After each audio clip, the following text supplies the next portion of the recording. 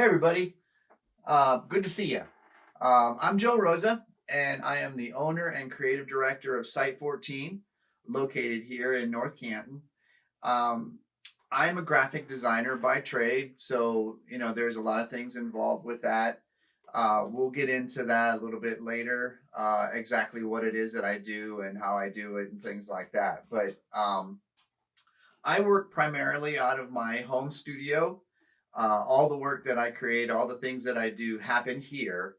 And then I go out and meet clients on a daily basis. I would rather go and see them because people are more comfortable in their own environment. If they have to go out and they're in somewhere strange or, it just makes people uncomfortable. They're not describing what they want.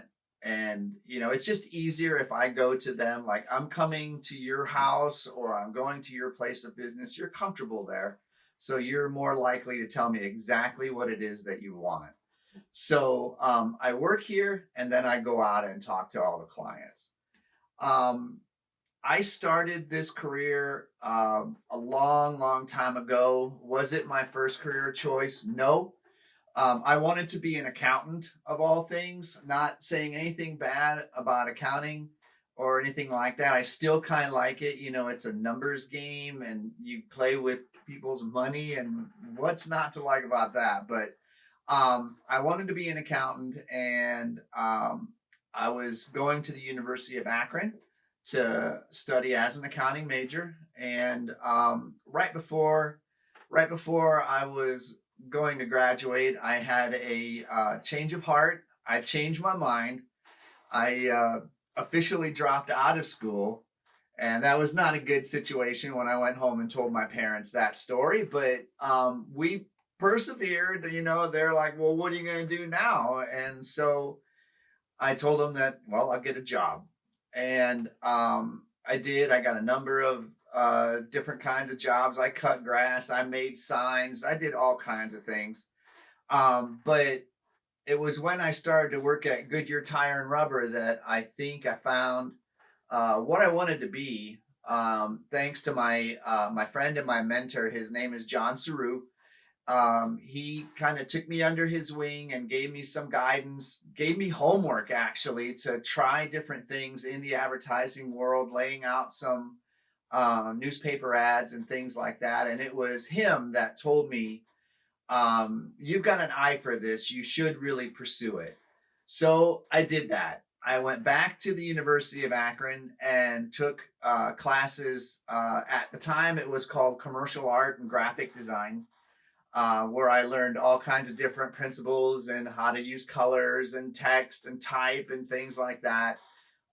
So it prepared me well for the next phase in life.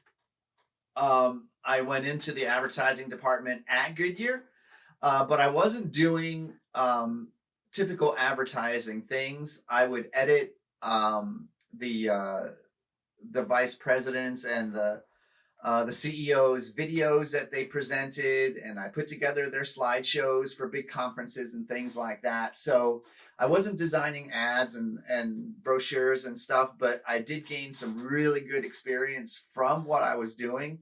I became a junior photographer. So I learned how to take pictures and things like that. And all those things that I learned there early on really helped me now. So I think I gained more experience by actually working than I did going to school. So, um, Junior Achievement has asked me to run down some things, like I've already told you who I am and things like that. They gave me a list of things to do. And one of the things that they asked me to talk about was my typical day. Well, I gotta say, when I get up in the morning, I have a cup of coffee, I come up here and I catch up on emails and I put a plan together. But I gotta tell you, when I put a plan together, it it's just one of those things that it doesn't really come together well, or it could come together well. But it only takes one phone call to really kind of uh, and there it is. So that phone call right there could totally disrupt my whole day. Or if it's not a phone call, these days we have massive amounts of ways to communicate with each other, whether it be a phone call or a text or an email or anything. Did you hear that? That could be the email that just came in that took my whole schedule and just threw it out the window. So if this was my schedule, there you go. It's gone. So it's not a totally bad thing though, because when you have a job like I do, you get to go out and you get to interact with people. You get to talk with them. You get to find out what they're really interested in. And you learn about so many different companies and industries. I have a wide variety of clients that I do work for, whether they make candy or whether they run restaurants at truck stops across the country, or they make hydraulic fittings, these little silver parts that are crucial to people out in the oil and gas industry and manufacturing. They may mean nothing to me and you, but to them, they're everything. So I need to learn those things. So a typical day for me is anything but typical, but I love it because I get to create things. I get to go talk with people. I get to help them.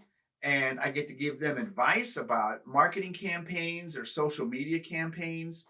So it's really kind of great because I've met so many super, super great people doing what I do. And I think that, along with my love of design, really makes what I do special. So that was one of the things that Jay asked me to talk about, was what makes my job important to me. And when I think back about what I've done over the years, I've only been one thing really in my life, and that's a designer. And that's because I love it so much. Every day is different. I get to design different types of things. I get to work in different kinds of media. Everything is changing daily, really by the hour, really, as how we do things. Typical tools that I use: I have a Mac system here in the studio. I have a laptop that I work on when I work remotely. I can work anywhere. I don't have to work here. I can go to a coffee shop and work. I can go across the country and work, or a different country. All I need is a Wi-Fi connection and I'm good to go. So it's really kind of nice to be able to do that. Now, as the owner of Site 14, I've been running this company now for the last 13 years. It's really, I thought about that this morning before we started this video, and it's been 13 years since I started this, and it's pretty great. I ended up in this situation because I lost my job that I had at the time, because back in 2007, the economy was in a really rough spot. People were getting laid off, companies were closing, and that happened to me. I got laid off, and on my last day of work, I decided that I wasn't gonna work for anyone anymore. I was gonna put my destiny in my own hands, and I would make all the decisions. And if it was great, hooray for me. If it failed, then I did something really wrong. So I'm what's known as an entrepreneur. I started my own business. If you scale back that word entrepreneur, there's a word out there called a solopreneur. That's a one-person company. That's a one-man shop, and that's what I am.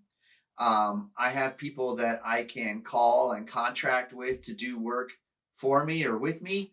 Like, I don't code anything for websites. I have people that write amazing code, and I hire them for that particular project. Or if I need an illustration done, yeah, I can illustrate, but it takes me too long to get to the place that I need to be. I hire someone that does that, and then we go from there. So 13 years, everything's been great. I'm knocking wood. But I'm going to tell you that being an entrepreneur, as good as it sounds to work for yourself and be your own boss and set your own schedule, all those things, being an entrepreneur is a roller coaster ride because you never know from one day to the next, what kind of projects are you working on, or how much work am I going to have, or how much money am I going to get. So it's this constant up and down thing. So, with all the greats, there are some really bad things that come along with that. So, you have to weigh those things out when you make decisions like that, and hopefully you make the right decision. But don't ever forget, this is a key bit of information here, that failure is part of success. If you fail, that doesn't mean that you're a failure. You take what you learned when you failed, how you failed, and you apply it to your next thing. So don't ever think that just because something failed that it was totally bad, because it's not. So what skills do I have to perform this job that I have? Well, I love to draw. I love to create. I think I have an eye for I know I have an eye for where things need to land on a page. So things work well when you're reading it or when you see it, things like that. Color combinations. Those are really the skills that I have. I use Adobe Photoshop, Adobe Illustrator, Adobe InDesign every single day. If you get the opportunity to take classes with those three programs at school, absolutely do it, because you don't need to be a designer to use those tools. You could be an engineer. You could be anything. But knowing InDesign, Illustrator, and Photoshop will pay off more than you will ever know, because they're super, super great tools, and they're flexible for anything that you would want to be out there. So one question that I always ask is who can tell me what graphic designers do? And a lot of times I get the answer like, well, they design graphics. Well, yes, but what does that mean? Graphic design spans so many things. I challenge people that I talk to go anywhere in their house or in the world, really. Go anywhere and find a place that there is no graphic design. You won't find it, because it's everywhere, from the sides of buildings to little bitty labels in your t-shirt. A graphic designer designs that label. So if you've got clothes on, you've got some kind of graphic design on your body. It's there. It's everywhere. So I'm going to show you some examples of things that I've done. One thing that I won't show you, I do design a lot of websites. We all know what a website looks like. So, as a graphic designer, that's part of my job that I do. I design websites for clients, and whether it's just purely informational or an e-commerce site, which is, you go and buy things, I design those, and right now that's a big part of what I do. It's probably about 50-50 with websites and traditional design. So some things that I do are things like this. Like, this is a menu for a nationwide group that I work for truck stops. This happens to be the Iron Skillet menu for Travel America. So I design these kinds of pieces. I design things like this. This is a camera auction catalog, and it's just full of different kinds of cameras, antique cameras, and this particular one has watches in it as well. I do a lot of work for the North Canton Public Library, where we do things like this. This was a past thing. This was called a guidebook, where you came in and you did different functions and things like that, and you filled out these little forms and you got prizes at the end. Here's another menu that I did. This happens to be a menu for a hospital, for patients at the hospital. You can order food and have it brought to your room. This piece here I'm particularly proud of. It's not the most glamorous. I mean, there's nothing really fancy or anything about this, but I did this piece. We all know about the United Nations, and I did this piece for them, and that's pretty cool. So I also do a lot of work for this company here called Earth Color. And these people, they're super fantastic. They're really environmentally conscious. They make their own inks. They've told me that you can take a teaspoon of ink that they make for a printing process and eat it. I wouldn't recommend it, but you could do it because it's all made from vegetables and nothing artificial in there. It's all vegetable-based ink. It's very environmentally friendly. They use environmentally friendly papers and printing processes. So they put this report together. It's called a sustainability report. And they talk about what they've done to help the environment and to help their clients help the environment as well. So I've done a series of these. This is one. This one actually happens to be a pocket folder that has another report in it. So you put the report in there. Boom.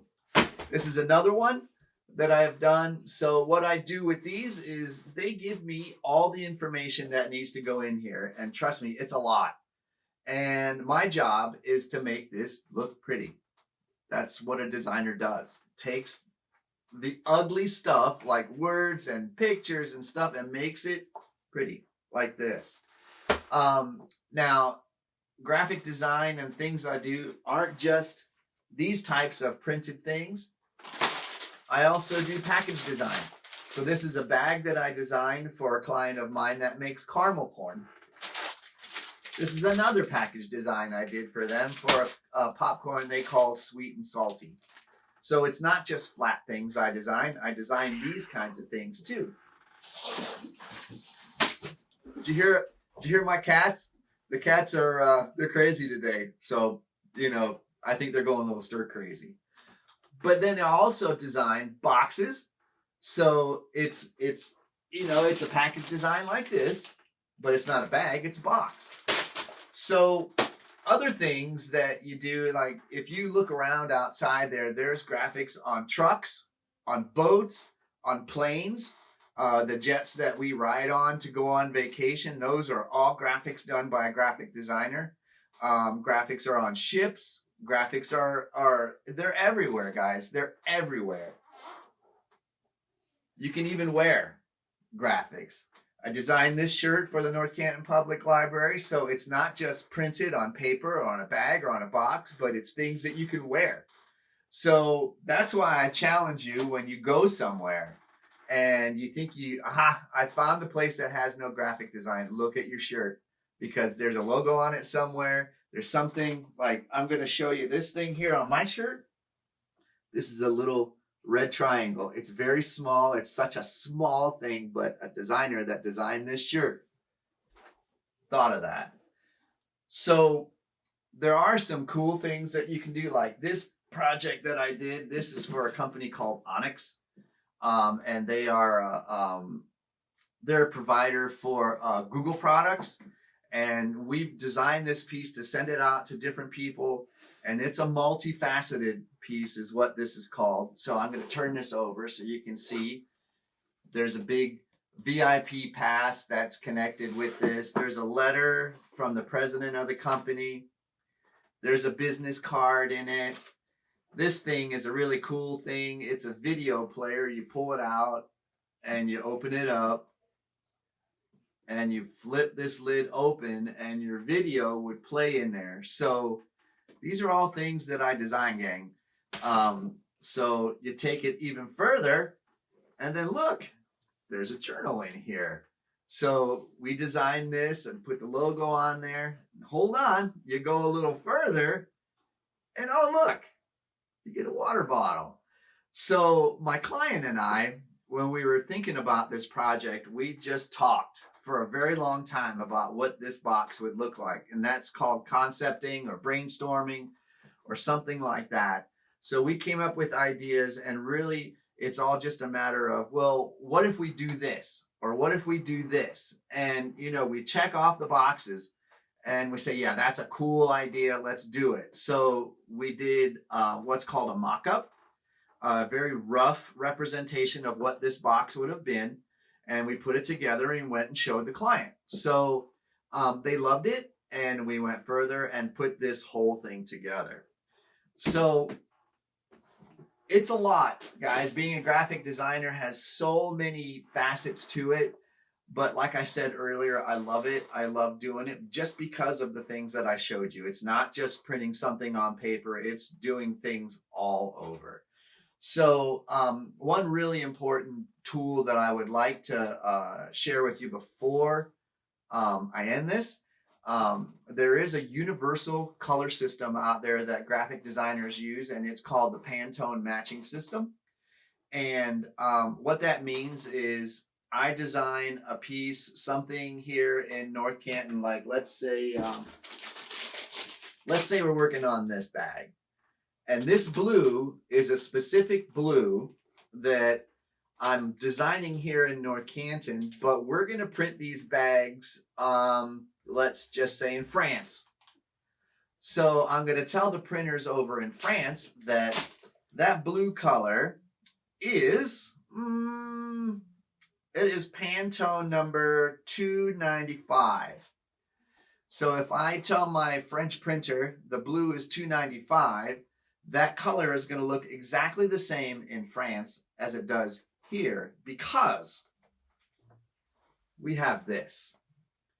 This is the universe of Pantone colors, and this is probably the most important tool that we as designers use, because this is how we control consistency with the pieces that we design.